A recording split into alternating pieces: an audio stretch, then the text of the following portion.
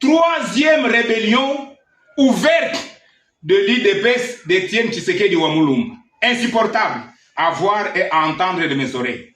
Moi, Église de corps de Christ dans le monde, c'est moi qui parle maintenant. Première provocation de l'IDPS. Le peuple est d'abord, le peuple est d'abord. Ça, ce n'est pas la rébellion contre Dieu. Qui a créé l'autre entre Dieu et le peuple? Le peuple a créé Dieu, ou bien c'est Dieu qui a créé le peuple? Pourquoi ne pas dire au Congo, c'est Dieu d'abord qui a créé le peuple, et le peuple ensuite, créature de Dieu. Mais comme vous scandez un slogan selon lequel le peuple d'abord, ça c'est ça la malédiction nationale. Au Congo, ce n'est pas le peuple d'abord. Ça, c'est la rébellion de l'UDPS contre Dieu au ciel.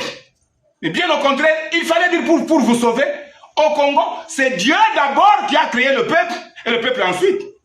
Première rébellion, première provocation. Ce n'est pas moi que vous avez provoqué, mais vous avez provoqué Dieu. Deuxième provocation, deuxième rébellion contre Dieu. Le peuple souverain primaire. Qui a dit que le peuple est souverain primaire?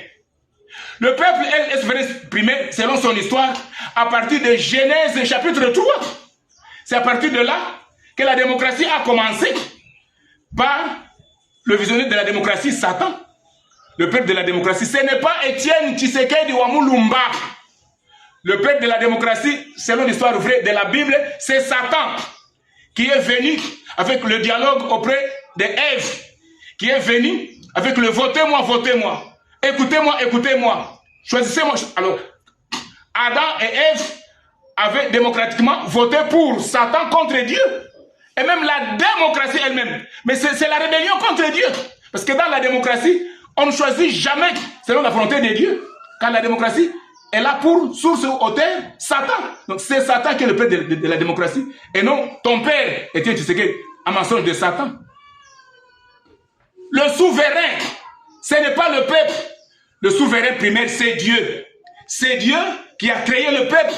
C'est Dieu, comme il est écrit, il élève qui il veut, il abaisse qui il veut. C'est Dieu qui choisit. C'est Dieu qui établit, c'est Dieu qui fait ce qu'il veut souverainement en s'appuyant sur Psaume 115 de la Constitution suprême, verset 3.